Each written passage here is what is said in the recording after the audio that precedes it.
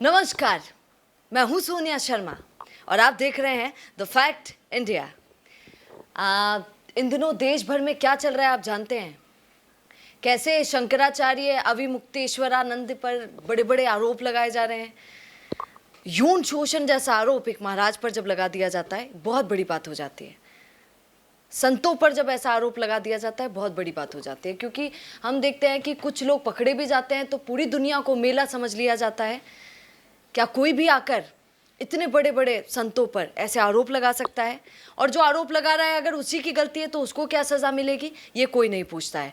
आज आप जानते हैं कि इसमें आशुतोष महाराज जी का भी नाम लिया जा रहा है, कई लोग ले रहे हैं। कितनी सच्चाई वो किसी को नहीं पता है। आज इसी पर थोड़ी चर्चा करेंगे। चर्चा के लिए हमारे साथ विकास सिरोही सर हैं। नमस्कार सर। राम राम। राम राम जी।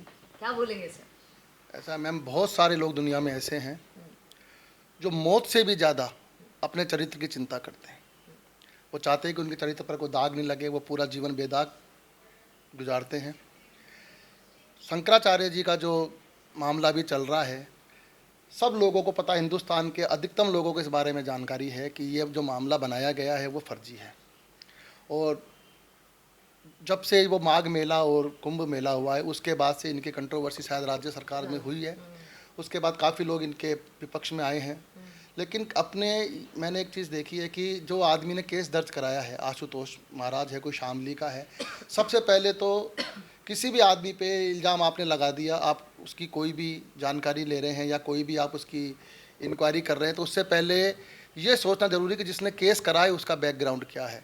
कुछ लोग अपने बदले को पूरा करने के लिए, अपने कमाने धमाई करने के लिए, अपने नाम को झूठा आगे बढ़ाने के लिए इस तरह के हथकंडे अपनाते हैं। ज़्यादातर राजनीतिक रूप से लोगों को इस तरह के केसों में फंसाया जाता है ताकि वो किसी के रास्ते का रोड़ा नहीं बने।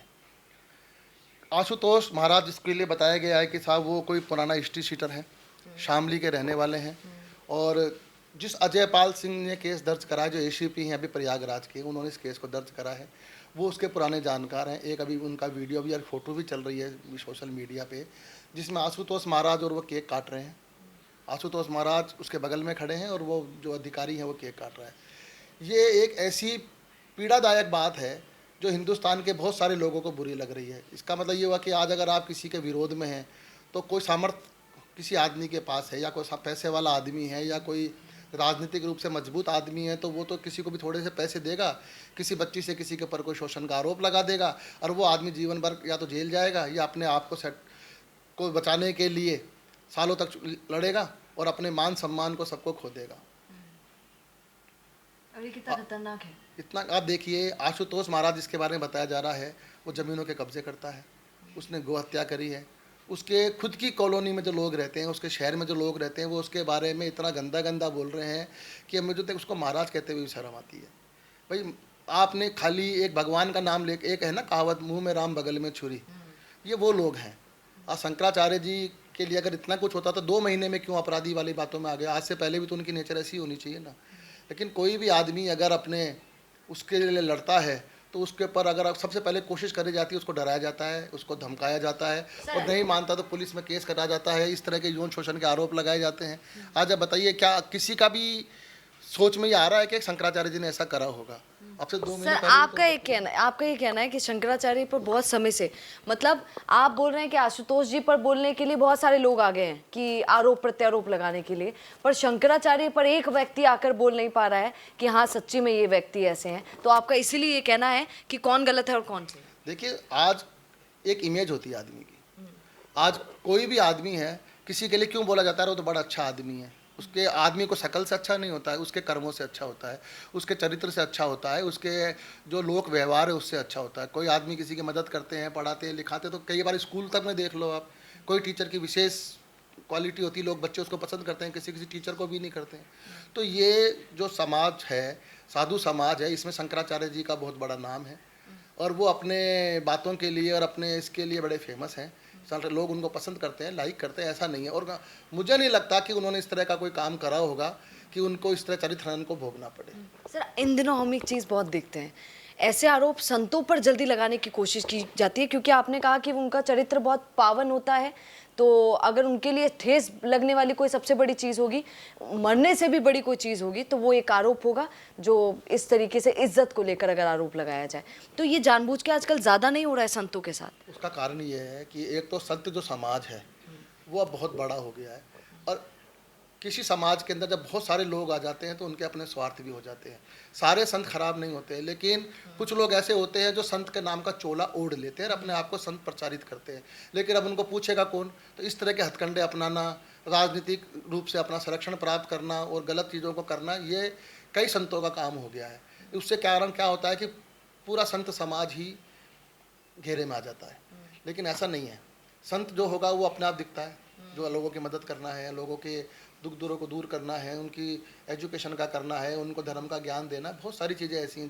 बहुत सारे संत हैं जो वाकई में अच्छे हैं। आज जैसे अपने प्रेमानंद जी महाराज हैं और लोग भी हैं। जुबान पर सबसे पहला नाम देखिए, क्योंकि वो उनके चेहरे से पता लगता है, उनकी भाषा से पता लगता है, उनके जो चेहरे पे मीठापन है, जो आंखों में पानी है, जो चेहरे पे तेज है, और उनकी जो बातें अच्छी लगती हैं। देखो क्या होता है, ये भावनाओं का देश है ना, और हर आदमी को पता है, एक बच्चे को भी पता है कि क्या गलत है क्या सही है, एक जानवर को भी पता है कि क्या सही है क्या गलत है। ऐसे संत का भी लोगों को पता रहता है भाई ये संत अच्छा है कि बुरा है। ये आशुतोष महाराज का जितना भी करैक्टर दिखाया जा रहा है, ऑटोमेटिक पता लगता है कि भाई वाकई में ये आदमी अच्छा नहीं है। इसने अच्छा है, इसने तो एक आदमी को ऑफर दी है कि यार तो तेरी बच्चियों से केस लगवा दे, तेरे को मैं पैसे दूंगा। उस बेचारे ने मीडिया में आके भी कहा है कि मेरे को तो ऐसी ऑफर दी है, उसने नहीं करा, उसने दूसरे से करवा दिया। कोई भी आदमी इस बात के अच्छा, एक बात, ये एक ऐसा कानून दे दिया गया, कुछ कानून ऐसे हो गए हैं जो बदलने की जरूरत है, बहुत सारे। क्यों? अब ऐसा अब देश इतना आगे बढ़ गया है, महिलाएं भी इतनी शक्तिशाली हो गई हैं कि साहब अब इतना आसान नहीं है कि किसी महिला के साथ में आप गलत कर सकें, इतना नहीं है।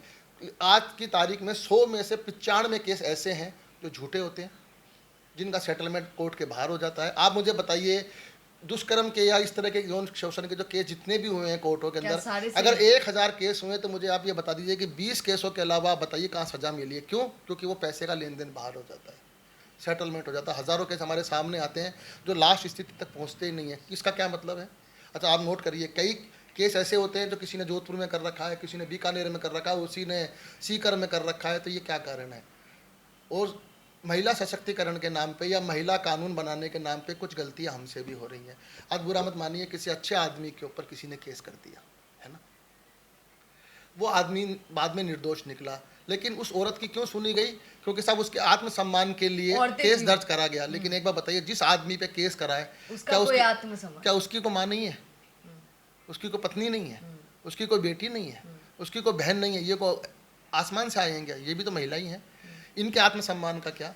आज को मेरी बीवी को बोलेगा आपका पति ऐसा है, मेरी बेटी को बोलेगा, क्या पता मेरे बारे में सुन करके या मेरे लगे हुए आरोपों से वो दुखी होकर को मरी जाए, को सुसाइड कर ले, को डिप्रेशन में आ जाए। उनके आत्मसम्मान का क्या है?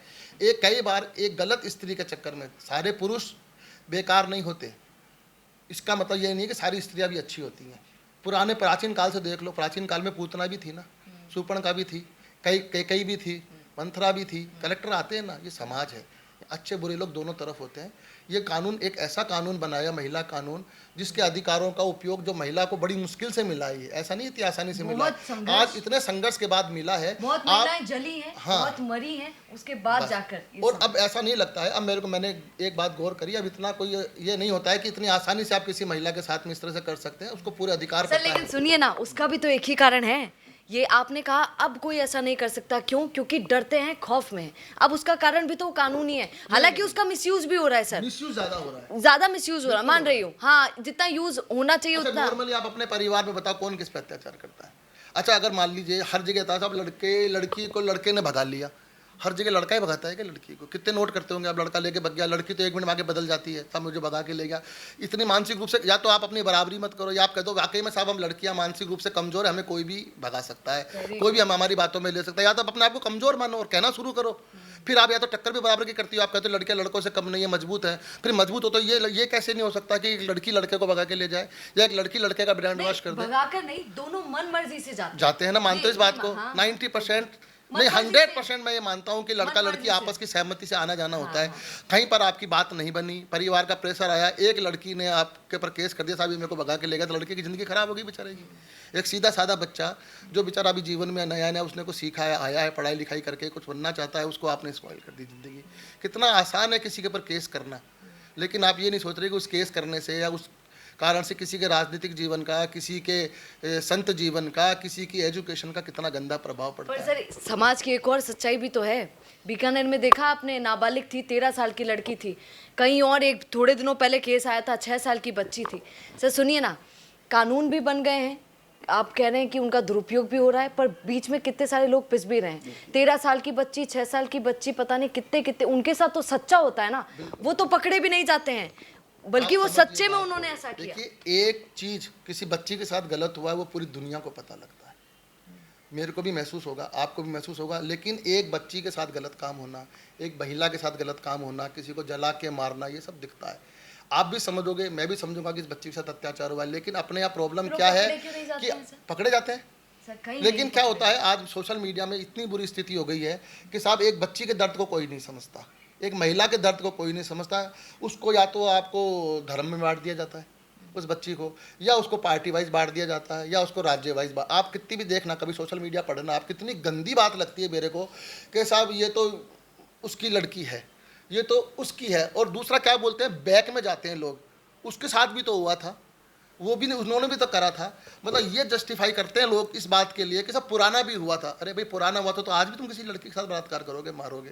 देखिए बलात्कार करना किसी भी कोई भी धर्म हो, लेकिन सबसे पहले इंपॉर्टेंट है एक महिला को पहचानना, उसके दर्द को महसूस करना, उसका साथ देना, समर्थन देना, और अपने बिल्कुल हर चीज के बारे में भूल जाओ। मैं कह रहा हूँ वर्ल्ड के किसी भी कोने में हो, गरीब हो, अमीर हो, हिंदू हो, मुस्लिम हो, सिख हो, ईसाई हो, दलित हो, SC ST हो, स्वर्ण हो, कोई भी बच्ची हो, वो हमारी माँ है, बहन है, उनका मान सम्मान करना चाहिए। ये मैटर बच्चियों के गलत के लिए नहीं हो रहा है। बात है कि अपने एक आदमी ने जो केस दर्ज कराया है उसकी सत्यता के लिए है कि 2 केस 3 केस 5 केस मैं मानता हूँ गंदे होते हैं, उनके लिए सजा मिलनी चाहिए। सजा भी नहीं, फांसी मिलनी चाहिए, सार्वजनिक जनता के सामने पेश कर देना चाहिए ऐसे आदमियों को भी। जो जनता करना चाहे करो, इनके साथ में गंदगी अलग दिखती है, लेकिन आप बिना वजह किसी का चरित्र हनन करो, ये अच्छी बात नहीं है। आज आपको मैंने छाता दिया, काय के लिए दिया कि साहब आप बारिश से बचने के लिए, धूप से बचने के लिए, लेकिन अगर आप उसको पैराशूट बना के छत से कूद जाओगे तो कोई उसका कोई यूज़ है? टांग ही टूटेगी और सब परेशान होंगे। इसलिए मेरे कहने का मतलब ये है कि समाज में गंदगी सबको दिखती है, गंदगी एक दिखेगी। आप कहीं कूड़ा पड़ा हुआ होगा तो लोगों की नज़र पड़ेगी कूड़ा पड़ा हुआ है, लेकिन एक साफ़ सुथरी रोड पर इल्ज़ाम लगाओगे, साफ़ सुथरी जगह पे लगाओगे, पूजा घर में लगाओगे, तो आप देखोगे नहीं यार कोई गंदगी नहीं है।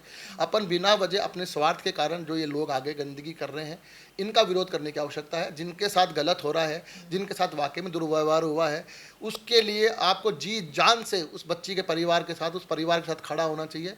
लेकिन बिना वजह पैसे लेकर के, या कोई आतंकवादी अधिकारी या कोई गंदा राजनेता या कोई पुलिस अधिकारी पैसे लेकर के किसी का चरित्र हनन करना चाहे, मैं उसके समर्थन में बिल्कुल नहीं। बिल्कुल, आपने सुन लिया है कैसे सर ने बताया। और वैसे भी संतों पर ये आरोप आप जानते हैं कितना नॉर्मल हो गया आजकल। एक और बात अंत में आपसे बोलूँगी कि हर भगवा पहन लेने वाले पर कई बार स्कूल में आपने कई गेम्स वेम्स में पार्टिसिपेट किया होगा, कई करिकुलर एक्टिविटीज़ होती हैं, कई आर्टिस्ट आप बन जाते हैं। आप डॉक्टर होते नहीं हैं बचपन में, पर डॉक्टर की ड्रेस आपको पहना दी जाती है, वकील की ड्रेस आपको पहना दी जाती है। क्या हकीकत में आप डॉक्टर वकील बन जाते हैं? नहीं बनते हैं ना। कई ऐसे हमारे बीच लोग घूम रहे होते हैं, ढोंगी लोग भी होते हैं, जो कपड़ा वो पहन लेते हैं और कपड़ा पहनकर बोलने लगते हैं कि हम तो वही हैं, हम तो वही हैं। ये आप पर भी निर्भर करता है, आपका मन किसके लिए आवाज़ देता है। जैसे कि सर ने अभी प्रेमानंद जी की बात की थी कि पता चल जाता है कौन सच्चा है कि कौन झूठा है। ढोंगियों के चक्करों में कभी पड़िएगा नहीं और सच्चे संत पर कभी शक कीजिएगा नहीं। क्या कहेंगे कमेंट जरूर कीजिएगा। बने रहिए द फैक्ट इंडिया के साथ। नमस्कार। रुकिए और जरा ध्यान से सुनिए। क्या आप हमारी इन खबरों से अपने व्यापार को भी बढ़ाना चाहते हैं? तो आप भी खबरों के दौरान इस तरह के एलिमेंट्स पर अपना विज्ञापन दे सकते हैं, या फिर ऐसे खबर के 1 मिनट बाद अपना पूरा विज्ञापन डलवाएं, जो कि 8 लाख से ज्यादा सब्सक्राइबर्स और फॉलोअर्स वाले द फैक्ट इंडिया चैनल्स और पेजेस से राजस्थान के कोने कोने में पहुंचेगा। और इससे आपका व्यापार, ब्रांड सब कुछ बढ़ेगा।